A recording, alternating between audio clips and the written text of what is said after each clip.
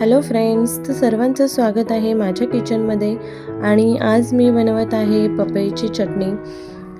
तर फ्रेंड्स, हिरवागार असा मस्त पपई आहे. तो मी सब स्वच्छ धुवून घेतलेला आहे आणि अशा पद्धतीने मी सोलून घेणार आहे. पपईची आपल्याला साल बिलकुल पण ठेवायची नाही आहे, पूर्णपणे सोलून घ्यायचं आहे.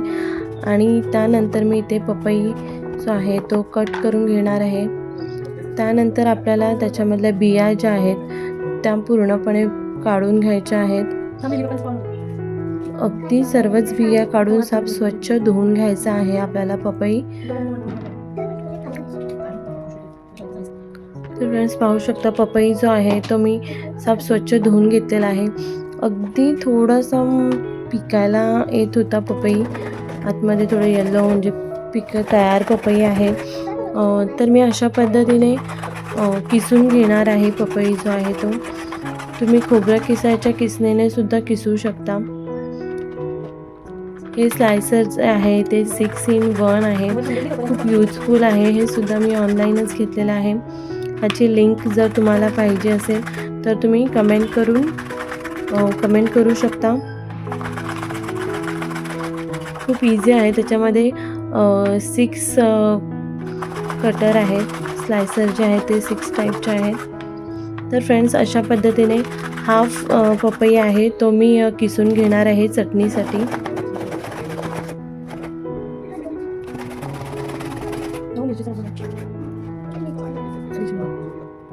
तर फ्रेंड्स, मला किसून झालेला आहे. त्याचबरोबर मी अगदी 4 ते 5 इतका मी मिरची जो आहे ते चिरून घेतलेला आहे.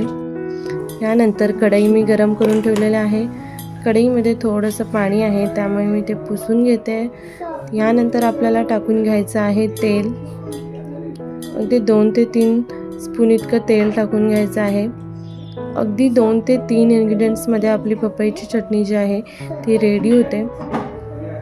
खूप टेस्टी असते. तुम्ही जिलेबी फाफडाबरोबर खाल्लीच असेल, इवन ढोकळ्याबरोबर सुद्धा खातात. पण काही जे स्नॅक सेंटर असतात तिकडे समोसाबरोबर वगैरे सुद्धा मिळते. तर खूप छान लागते. गुजराती लोक जे असतात मोस्टली ती पपईची चटणी जी आहे ते यूज करतात. तर फ्रेंड्स, राई टाकून घेतलेलं आहे. त्याच नंतर मी त्यामध्ये हिंग टाकलेलं आहे. त्यानंतर आपल्याला टाकायचं आहे फ्रेश कढीपत्ता. त्यानंतर फ्रेंड्स, आपल्याला मिरची जी आहे ती तेलामध्ये थोडंफार परतवून घ्यायचं आहे, जेणेकरून मिरचीचा जो तिखटपणा आहे तो तेलामध्ये उतरेल आणि छान स्पायसी लागेल चटणी. इथे मी लाल तिखट पावडर वगैरे काहीच यूज करणार नाही आहे. त्यामुळे आपल्याला मिरचीचा जो तिखटपणा आहे तो तेलामध्ये उतरवायचा आहे. त्यासाठी आपल्याला तेलामध्ये मिरची 2 ते 3 मिनटं परतवून घ्यायची आहे. आपल्याला पूर्ण मिरची भाजायची नाही आहे, फक्त परतवून घ्यायची आहे. आणि त्यानंतर आपण टाकणार आहोत किसलेला पपई. तर आपल्याला पपईसुद्धा आहे तो सुद्धा आपल्याला तेलामध्ये फक्त परतवून घ्यायचा आहे, पूर्ण शिजवायचं नाही आहे. पूर्ण शिजवलं तर टेस्ट छान नाही लागत ॲक्च्युली. फक्त आपल्याला मीठ आणि हळद टाकायचे आहे. आणि त्यानंतर आपल्याला अगदी 2 ते 3 मिनटं आपल्याला परतवायचं आहे. अशाच पद्धतीने एकदम शिजू द्यायचं नाही आहे. 50% आपल्याला शिजवून घ्यायचं आहे. खूप छान आणि टेस्टी लागते अशी चटणी. तर फ्रेंड्स, तुम्ही नक्की ट्राय करून पहा.